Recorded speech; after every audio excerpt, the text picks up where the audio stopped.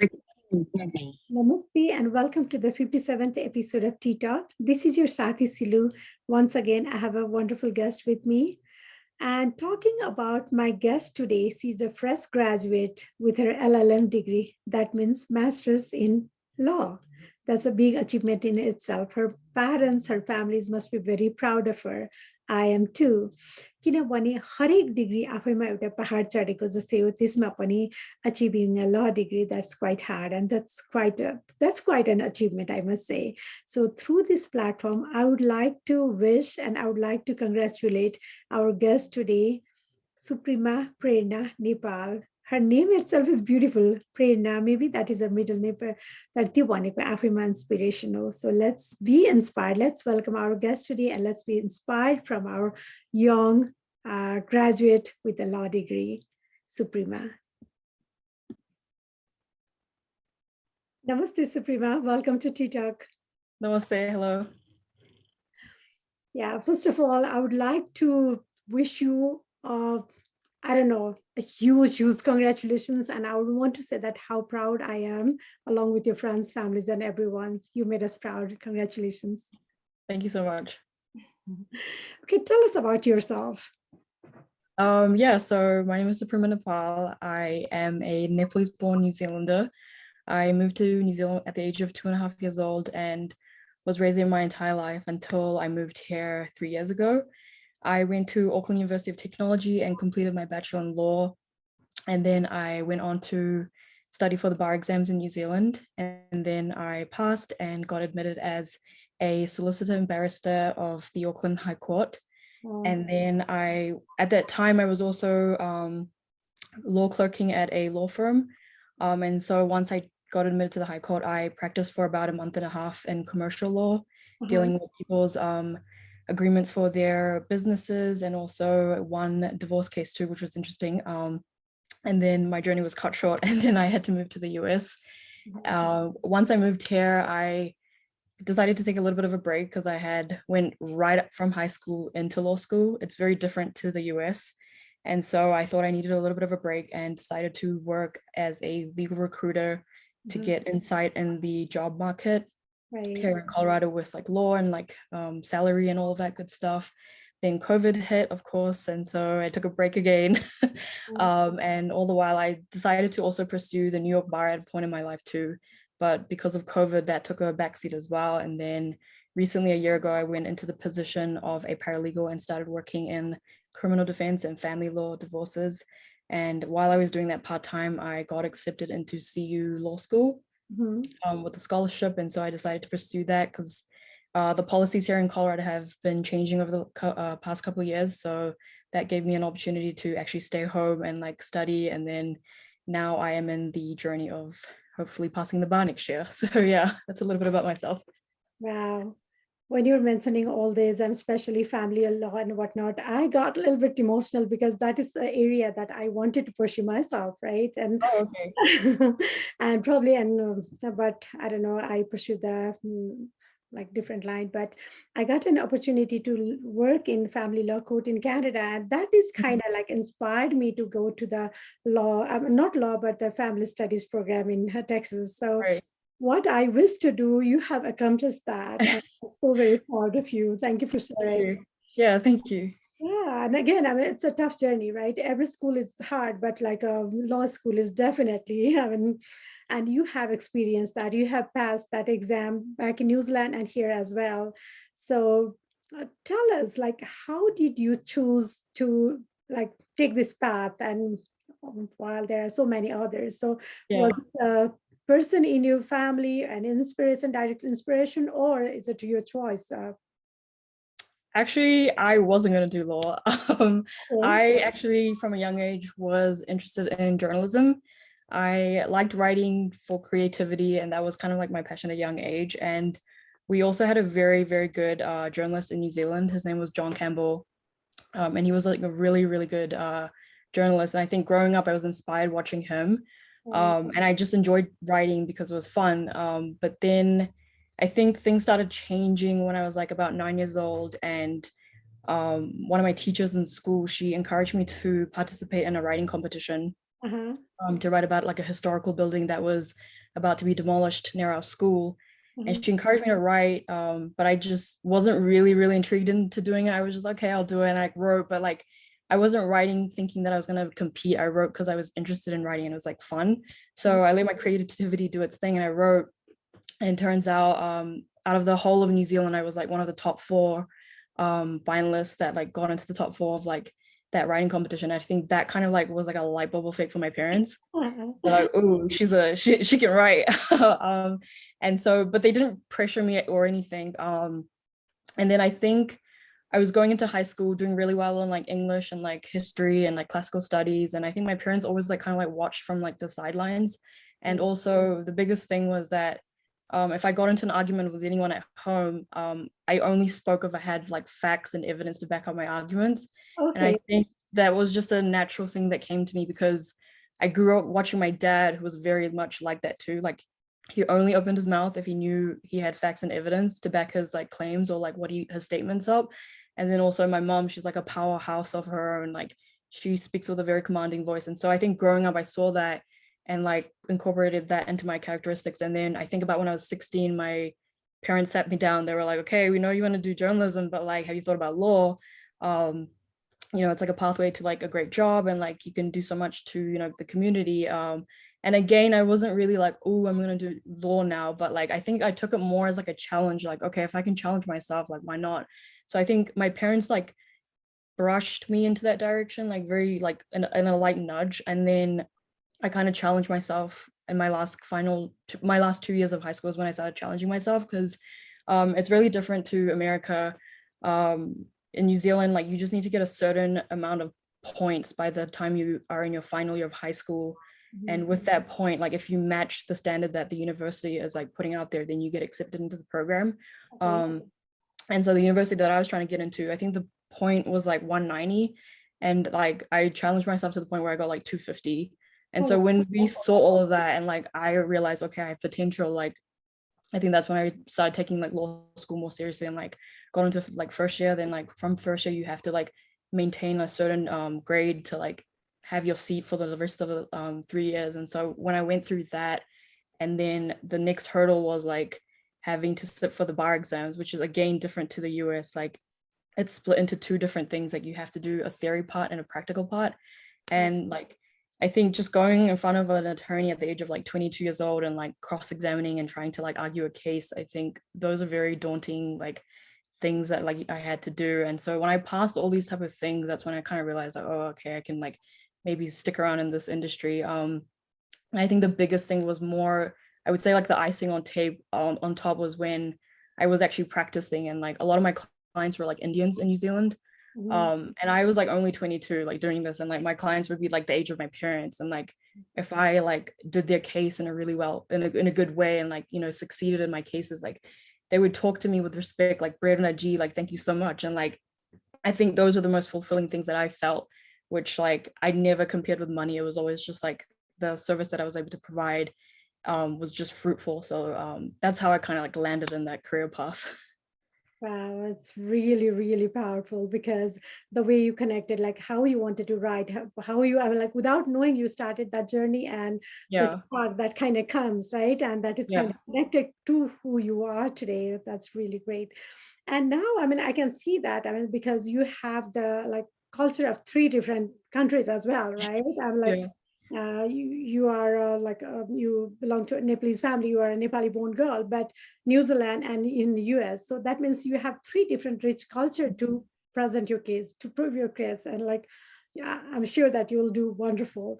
So, what are some of the differences in the classroom of New Zealand versus classroom in the US when I mean because you got the opportunity to go there as well as here? So, what are some of the I think the biggest thing is America's very they go through like the Socratic method, which is like cold calling. And that at least in the university that I was in New Zealand, like it wasn't really that big of a thing that we practiced there. It was kind of just like a volunteering way of learning. And we did have larger classroom sizes in New Zealand, so you could get lost in a crowd of like 50 students maybe. Here in the US, it was like maybe 25 students max in my class. And so the teaching experience was more intimate here in the US, which I think I preferred over like what I was taught back home in New Zealand. So I think those are the biggest things that I've seen. And then with the bar exams, I haven't taken it, but from my research and like what I've heard from peers, it's more of like a theory memorizing type of thing that you have to do here. In New Zealand, again, it's like practical and theory. Like you have to learn how to speak in front of like an attorney and like argue your case. So those are the differences that I've found. Yeah. Okay. And like you are young, you are beautiful, right? And Thank in you. this time, like I mean, you have not only your law exam to prepare or all the big books and whatnot, right? To argue cases and whatnot. So at the same time, you at this age, I mean, I'm representing to the girls of your age, I know you are say kind of, I don't know, you have that social life as well, Mhm. have your social media presence as well and family as well. So there's so many different things. So how Suprema juggles all these different roles as a daughter, as a lawyer, as a friend, and like how do you kind of keep the balance between your profession and your personal life, of course. I think it's just all about prioritizing. Like at the end of the day, I live with my family and I see them all the time. I see my parents, my sisters all the time. So it's not like I have to prioritize that over education. And my parents are very big advocates for education. So like they'll tell me to drop everything if I have to like do an exam or like an assignment. And so that's kind of like the mindset I have too. I prioritize my education over work too. And I've done that a couple of times where if I have to take a sick leave, I have to in order to pass this exam or this assignment. So I think it's all about just having to prioritize that. And like, that doesn't mean you don't have fun and you don't like go out with your friends and stuff. Like I do that too. I try to balance my social life as much as I can with like what I have to do here in the US. I think it's a little bit more less than like New Zealand, because like New Zealand, like I have like my solid group of like 7 people who I like, spend as much time as I want. But over here, it's like you have a couple good friends. So it's like not that stressful to like divide your time over them and like, what you have to do here. So yeah, I think it's just like prioritizing. Sure, sure. And yeah, that is one of the things that we have to like keep on making all the time, right? What Yeah. to do first and like all the goals and whatnot.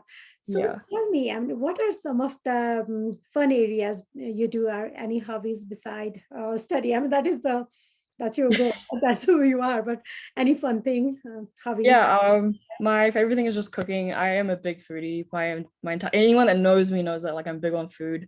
So it's like cooking. I enjoy like going to restaurants or like new cafes and trying out food. I really, really enjoy traveling.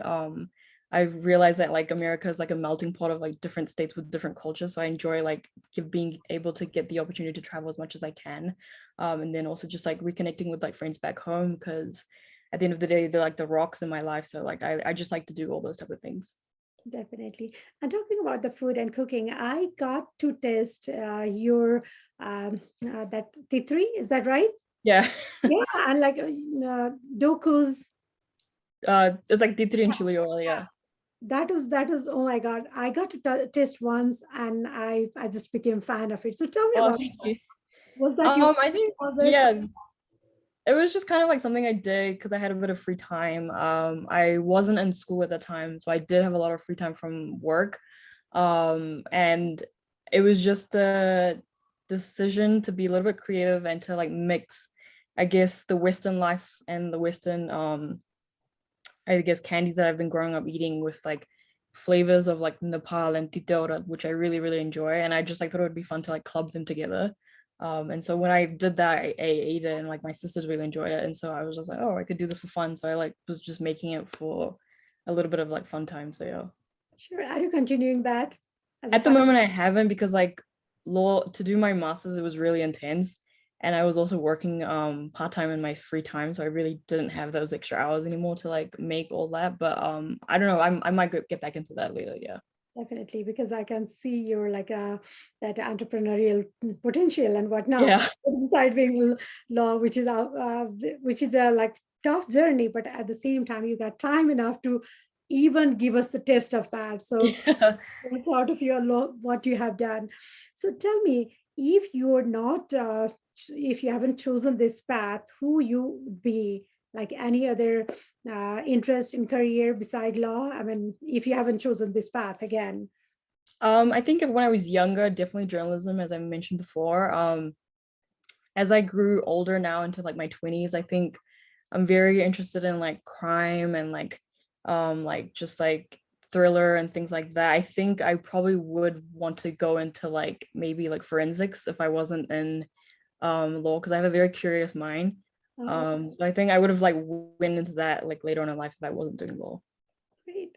So, what would be your message to the like coming generation who wanted to pursue a path or take the law degree? Because many people think that going to law school is not only kind of like dedication or determination or commitment for a hardship, right? But it involves about finance as well. Mhm. So, what would be your suggestions to them, like who want to send their kids to law school or who want to pursue the law as their path?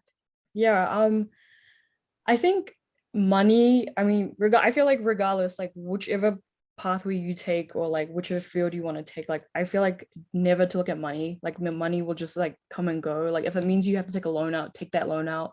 If it means you're going to pursue like medicine, law, engineering, or like, I don't know, become a teacher, whatever, like never to look at money. I think that's something that can just, you can deal with on the side later on. And I know it's like easier said than done. And like, even though I had the support of my parents, like in New Zealand, like throughout college, I always worked. Even here, like I always worked. So like, I think it's something you can easily balance with what you decide to do. Um, and just like, yeah, have a goal and like make sure you do the steps to get to that stage. And like there are going to be hardships that come in your way and like hurdles that come in your way that will, I don't know, give you like a hiccup in your journey or like prevent you from like moving further. But like my biggest advice to people out there is to just continue on. I never had a smooth journey like getting into CU Boulder here in Colorado either. In fact, when I moved here in 2019, the same college I graduated actually told me I couldn't get in and like I wasn't able to pursue a master's because I had an LLB and like students here have a JD, which are like different here in America. So like I was rejected like, in 2019. So like it's just crazy how things can come around and like move around and like things can change. So like I would just say to keep going. And like when I got rejected, I went back into that same college actually last year and like asked if like I could do it again because I just assumed maybe policies change, things happen. And so to my luck, it did change and like they were able to like admit me. And so like the biggest thing is just like, life is not gonna go according to how you plan it. It's always gonna like there's always gonna be hiccups and like changes that come in your way. It's about like how you stay focused and your perseverance and like just like using that to like continue like firing through and like achieving all your goals and like also to just like value like the support that you have from your friends and family because I think that's the biggest thing. Like um a lot of people like don't really give, I think, enough value and like appreciation to their family and like their parents, but I think those are the two things that like kind of like help me get through like my law journey in New Zealand and here in the US as well. So yeah, the biggest thing is don't give up because there's light at the end of the tunnel. Right. Yeah. Thank you for sharing that because I mean, who would know that? I mean, you have tried and you didn't get at first, but you Mhm. went back because that is what your calling was, right? So Yeah. it's really powerful. So thank you for sharing that.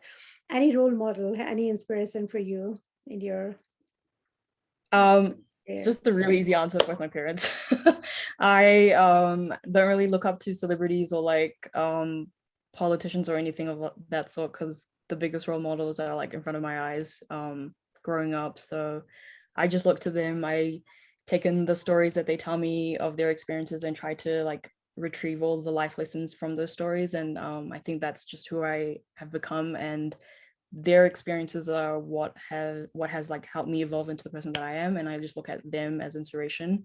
um if my parents can leave Nepal at in their 30s and like have two kids with another on the way and like start a new life in New Zealand with like little English, then like anyone can do anything. So like I look at them as inspiration. So yeah. Yeah, they must be very proud of you. Yeah. Thank you.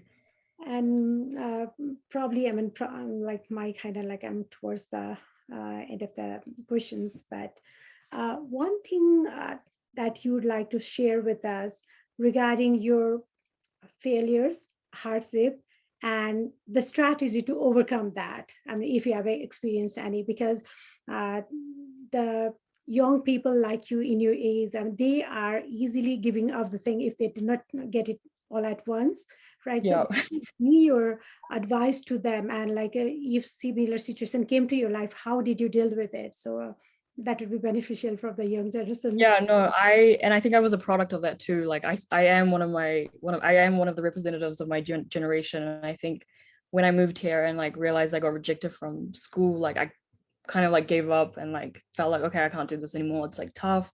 There's no way around this. And then COVID happened and it made it worse. I think the biggest thing was just like being able to communicate those thoughts to like people that you trust, whether it's your parents or your siblings or like your best friends, and like to be able to communicate those things to those type of people, but also to know that they're going to give you the right feedback in return. And I think in my situation, like I was about to give up a lot too, but at the right time I spoke to my parents and my siblings, and they just encouraged me to like keep trying. At the end of the day, like if you try once and you fall back down, um, there's like no harm in like getting back up and trying again until you get it right, or until you get what you want and what you deserve. And so that's kind of like what I attempted as well. I got pushed down, I got rejected, but then after like a couple years, like, you know, I like worked on getting experience, practical experience, and then when it was the right time, I like decided to try again, and it turned out. So I think the biggest thing is like to not give up and to just keep trying. I do agree with you. Our generation gives up really easily when things don't go their way. And so I think, yeah, the biggest thing is to just like keep trying until it like works out. And if it doesn't, that's okay. There's other options as well. And to be not ashamed and afraid that you have to take plan B, because that's okay. Sometimes plan B ends up being better than plan A. So Yeah, yeah. definitely. Thank you for sharing that. Yeah, because that is something, I mean, like all the generation, parents' generation also would appreciate learning from you, right? As much the younger generation. So, how do you see yourself in coming like 10 years or 5 years from today? Like, what are your some long-term goals or plans? Wow, that's a heavy question. I definitely hopefully to pass the bar exams and be a working attorney here in the US, to work in the areas of compliance and commercial law. Hopefully I'm settled down by then. I have a couple kids running around. I would really like to probably teach some point in my life too. One of my papers that I took this semester was from a professor who was a young attorney who was also coming into our university and teaching us the paper like as a part-time sort of job. And I think that really inspired me. And I like sharing my knowledge to like people around me. So I feel like that's something that I could do in the future. And then hopefully just like have a fruitful, happy life here in the US, and then maybe go back and retire in New Zealand. Zealand, okay. I was thinking, is there any plan for Nepal? I was thinking, but New Zealand, that's a beautiful country. I wanted Yeah, I mean, I mean, I know I'm born in Nepal and like that is like home as well, but like for me, it's like home is like New Zealand, and like I can see that. my community people are there too. So yeah. And if time and money were not the issue, one thing or one project that you would like to do either in New Zealand, here in US or Nepal, anywhere in the world. So if time and money were not the issue. If time and money were not the issue, I think I would just like to travel a lot. There's just like so many places around the world that I would like to see, and just like try like different foods and like cuisines, and like maybe start a YouTube channel and like do fun stuff like that. I would definitely be interested in doing that. Yeah. And why do you think that uh, that financial independence is very necessary for especially girls? Why do you think? And like in context of everywhere. I think financial independence is very important, because at the end of the day, you should not have to rely on anyone for your life and like how you live and your lifestyle. I think you should be financially sound and secure so that you can look after another person. You know, it doesn't have to be the other way around where a guy needs to look after me. I think my parents have raised us three girls as like three boys almost. We're like the sons of our own family. And so that's what I would like to share with every other female out in the world as well. Like, just take it as like you don't need to rely on anyone else, like live your life. You just need to do it for yourself, and like if you meet the right person, then you can share that with the other person. But like I think you know, being educated or like being an entrepreneur or like being a creator, whatever path you take, do it, and like make sure you're getting economic benefits from that too, so that you can just stand on your own two feet and your foundation is like solid, that like no one can like move you. That's really, yeah. Thank you for sharing. And any final thoughts that, or any final message that you don't want to give that I haven't asked, I mean, you haven't covered, any message to our listeners today? No, I think you did a really great job. This was really fun for me. I haven't really had something like this in my life where I've tried something new. I was really excited and like honored when you asked me to be a part of this TeaTalk. So yeah. Thank you so much. And again, I'm very proud of you. And I'm sure that like lots of the people who are watching us, listening to us, they are also proud of you too. And I really encourage you to go for your like if part-time that teaching career as well, because from your journey, from your experience, there are lots of other people who can learn from you as well, right? Mhm. So beside practicing, so that is one path Great. you must, yeah, you should continue. And I would like to wish you all the best and congratulations once again. Thank Thank you you. so much. Thank you for having me.